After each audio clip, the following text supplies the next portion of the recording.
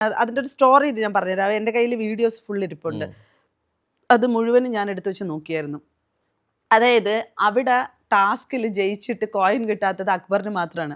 അപ്പൊ നൂറയും അക്ബറും കൂടെ അക്ബറിന് കോയിന് വേണ്ടി അക്ബർ കോയിന് വേണ്ടിയിട്ട് നൂറയുടെ അടുത്ത് പിന്നെ സോപ്പിടൽ നടത്തുക, വേറൊരു രീതിയിൽ സംസാരങ്ങൾ നടത്താണ്.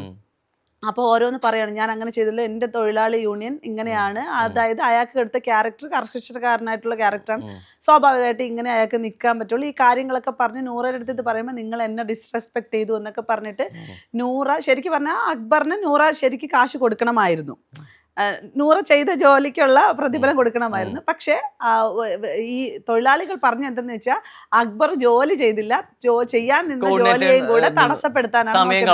അത് ആര് പറഞ്ഞു എന്ന് ചോദിക്കുമ്പോഴത്തേക്ക് ഇതാ ലക്ഷ്മിയും പറഞ്ഞു എന്ന് പറഞ്ഞിട്ട് അങ്ങനെ ലക്ഷ്മിയുടെ അടുത്ത് ചെന്നിട്ട് ചോദിച്ച്, ഞാൻ നിന്റെ കയ്യെ പിടിച്ചു വെച്ചിരുന്ന, ഞാൻ നിന്റെ മടി കയറിയിരുന്നിരുന്ന എന്നൊക്കെ അക്ബർ ചോദിക്കുകയാണ്. അപ്പം ഇല്ല ഇങ്ങനെ എൻ്റെ അടുത്ത് ആവശ്യമില്ലാതെ സംസാരിക്കുന്നതാണ്. അക്ബറിന്റെ ഒരുമാതിരത്തെ ഒരു വർത്താനം അത് ലക്ഷ്മിക്ക് ഇഷ്ടപ്പെടാതെ വന്ന സാഹചര്യത്തിൽ കിട്ടിയ അവസരം ലക്ഷ്മി അക്ബറിനെ അടിക്കുകയാണ്. എന്തിനാണ്? ഇവിടെ നൂറേനെ പ്ലീസ് ചെയ്യാൻ വേണ്ടിയിട്ടാണല്ലോ ഈ ചോദ്യങ്ങൾ വന്നത്. നൂറയെ പ്ലീസ് ചെയ്യാൻ വേണ്ടി ഒരു പുരുഷൻ വന്ന് അവളുടെ അടുത്ത് ചോദ്യം ചെയ്യണം. അപ്പൊ അത് അവൾക്ക് എന്തോ ഒരു കുറച്ചിൽ പോലെ ആയിപ്പോയി. അല്ലെങ്കിൽ അവളുടെ അടുത്ത് പോവാൻ പറ എന്ന് പറഞ്ഞിട്ട് കളയണം എന്നായിരുന്നു അവളുടെ തോട്ട്, ലക്ഷ്മിയുടെ തോട്ട്. അവള് നേരെ ഇവന്റെ അടുത്ത് അടിക്കാൻ പോകുന്ന സമയത്ത് ഇവന്റെ അടുത്താണ് ഈ പറയുന്നത്, എന്തെന്ന് ഇത് കണ്ടവളുമാർക്ക് വേണ്ടി വീട്ടിൽ പോലും കേട്ടാൻ കിട്ടാത്തവളുമാർക്ക് വേണ്ടിയിട്ട് സ്വന്തമായിട്ട് ജോലി ചെയ്ത് ജീവിക്കുന്നവളുമാരാണെങ്കിൽ പിന്നെ സപ്പോർട്ട് ചെയ്ത് തന്നെയായിരുന്നു.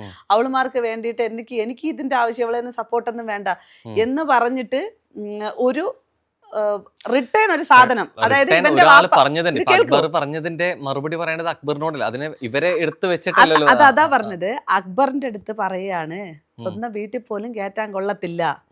അവന്റെ ഉമ്മ പറഞ്ഞ ഒരു സ്റ്റേറ്റ്മെന്റ് വെളിയിൽ വൈറലായി വന്നത് ഓർമ്മയുണ്ടോ? അത് കണക്ട് ചെയ്ത് വെച്ചിട്ടാണ് ഈ ലക്ഷ്മി അക്ബറിനിട്ട് അത് അടിക്കുന്നത്.